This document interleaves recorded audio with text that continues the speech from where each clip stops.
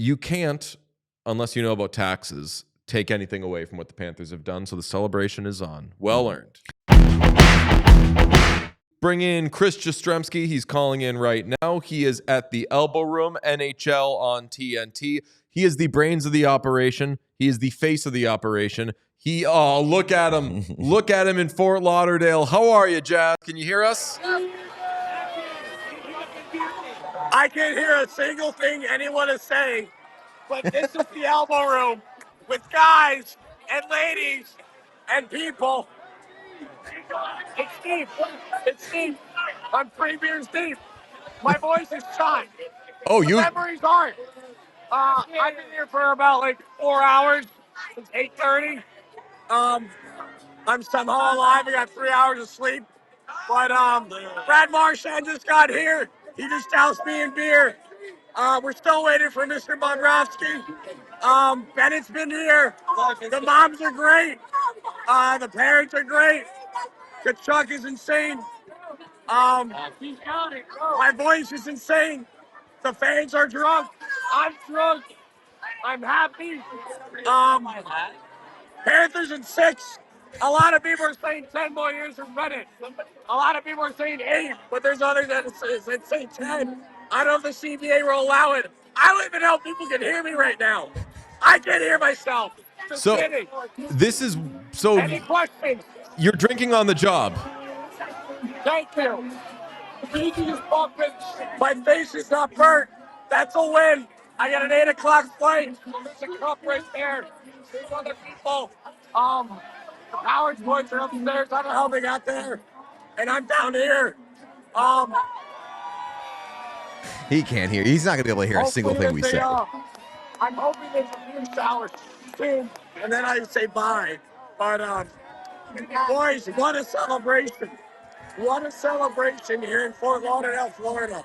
That was definitely worth it for the first 30 seconds alone, for sure. That was incredible stuff. He's the best. That celebration, I'm surprised that I am surprised and also not surprised that they ran it back at the Elbow Room. That seems like an absolute nightmare, if you ask me.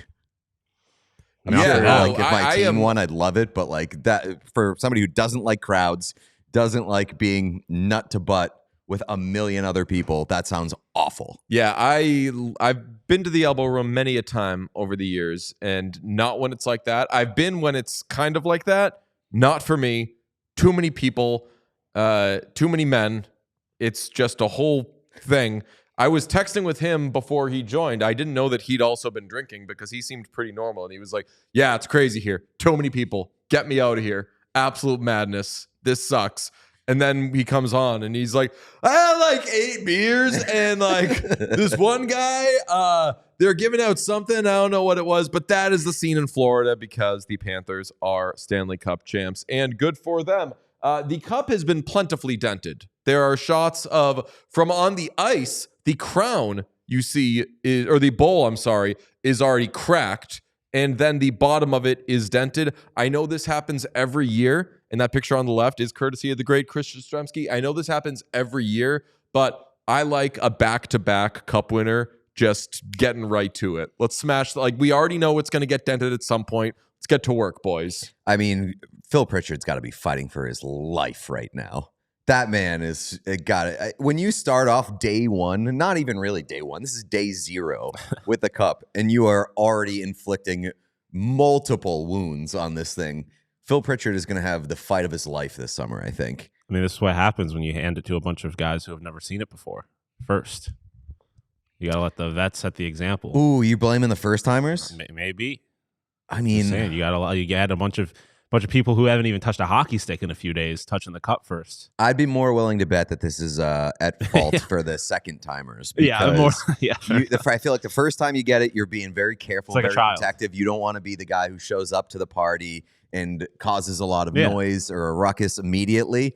This is the guys saying, we had this last year, it went well. We get to do whatever we want this year. You're always more careful with your first child. I want to kind of go through how they're celebrating and the spiking of the football because we've done enough, how they got here, how this happened, who won the game and everything. If you did not see our little summary that we put up late last night, which I would totally understand because at some point people need to sleep. Our caps are completely off, and maybe even part of our pants, to the Florida Panthers because they won this series pretty handily. I am obviously very, very sad that the Oilers lost, but full marks to Florida, full marks to Bill Zito, full marks to Paul Maurice, full marks to Gustav Forsling, who was kind of not a problem for them, but a potentially exploitable thing that through one game of the series, you were like, okay, well, Oilers can win this series. As the series went on, and again, full marks to the Panthers, it just became clear they were the better team.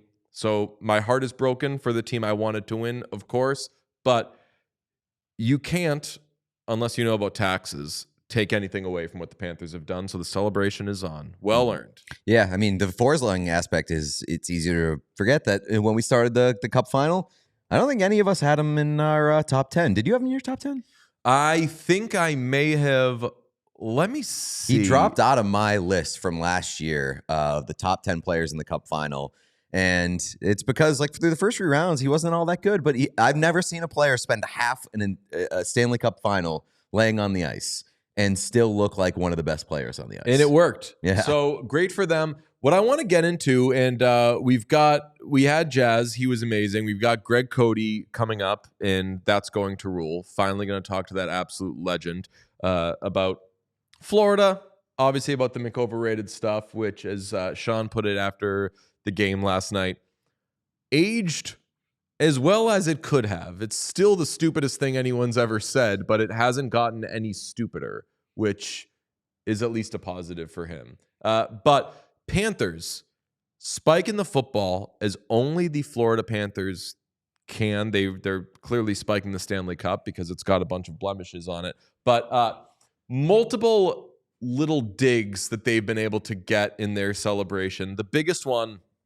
Matthew Tkachuk from Chris Johnson after the game. Matthew Tkachuk on Connor McDavid. Quote, "When you have a player that good and that talented, he's going to win the Stanley Cup one day, wherever it is." And this is a continuation of what the Florida Panthers did when they beat the Maple Leafs in 7 games, where they were like, oh, what are you talking about? Mitch Marner's unbelievable. That guy's got big things coming. And that's a little twist in the knife to the Leafs that's like, oh, no, that guy that you're blaming, he's not the problem. You guys are just a bunch of fucking losers. That's one kick in the nuts they could give to the Maple Leafs. And it's also, we said at the time, we were like, is that a light recruitment? They're never done. They, at the end of winning something, you don't have to, like, the coach doesn't have to do coach speak anymore. They don't, the Panthers or the players don't have to do the, like, hyper focused, like one game at a time, one day at a time thing. At some point, it's over and you have the release and you're just so happy and you stop doing what you've been doing. They're never going to stop fucking with people, playing little mind games, doing the mental warfare. And it continues to the point where in the post game, they're playing Pink Pony Club in the locker room. You guys were talking, Red Sox fans that you are, about the comparison to the Boston Red Sox playing New York after they beat the Yankees.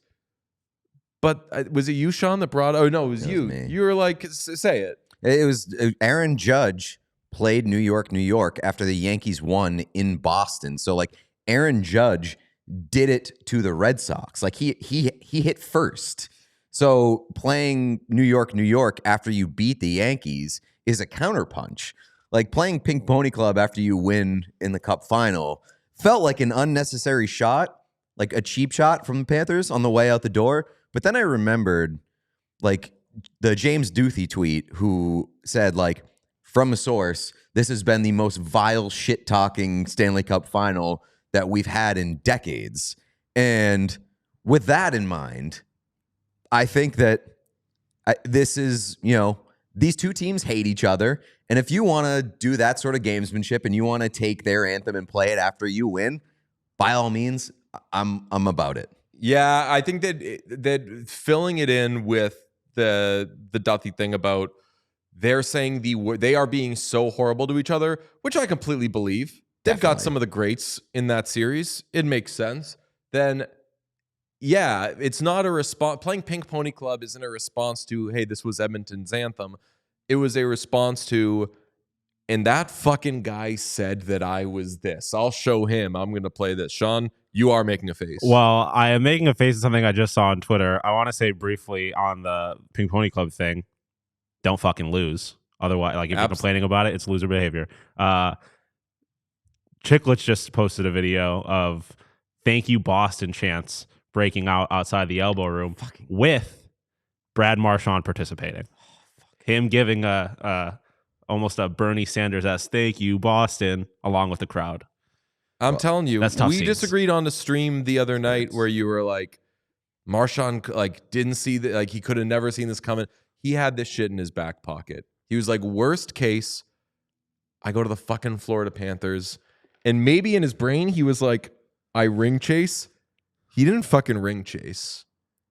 He fucking drove that car. And the Boston Bruins let it happen. But they got a second round pick. I don't want to talk about it. Let's get back to playing Pink Pony Club and the shit talking. Yes, I think. Well, Sean brought up more shit talking. Yeah, also, he's just a good producer. Enough. Sean also raised the point last night that Evander Kane exited that series by slashing Matthew Tkachuk and being a fucking baby. So, like, if that's how you want to end it, cool. We'll steal your anthem. We'll play it in the locker room as we smoke cigars and drink beers. Yeah, cool. fuck you. Yeah, I think I initially was like, oh, man, what asshole behavior by the Panthers. But you know what? I'm fully on board. They're allowed to steal Pink Pony Club, and they're allowed to play it, and they're allowed to do all of that. They're allowed to just shove it right down Edmonton's throat. And I would assume this is something you would appreciate. Maybe not. I guess there's Texas fans who view this the opposite way. But I've always been a firm believer that, like, if you're going to make something your thing, you need to be prepared for it to be thrown back in your face. So I hate when Texas fans complain about like horns down shit. Like, no, if you're gonna have something that signature, you got to be prepared for it to be thrown back in your face. And so, yeah, I'm always pro twisting the knife like that. Chat says Pete wears Bruins gear, refuses to discuss the Bruins. That's not true. I'm refusing to discuss former Bruins. The former Bruins. It's the first day of the offseason, first day of the new season. Go Bruins. Undefeated this year. Should they chase Trent Frederick in free agency? No. He might be off the market already. The Matthew Tkachuk thing, too, we sent this in the chat last night, said heart meets talent. Our team was a team. When things get hard for them, they look to one guy. But for our team, we do it collectively. And that's why we're lifting the Stanley Cup right now, because we're a team and not a bunch of individuals. And what did I respond? He's not wrong. Not wrong, exclamation point. He's not completely right, because they look to two people. They look to two people.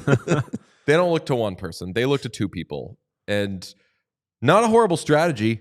Honestly, again, I said this last night, and I was accused of coping as a result, even though I absolutely put every single Panther penis in my mouth after the game.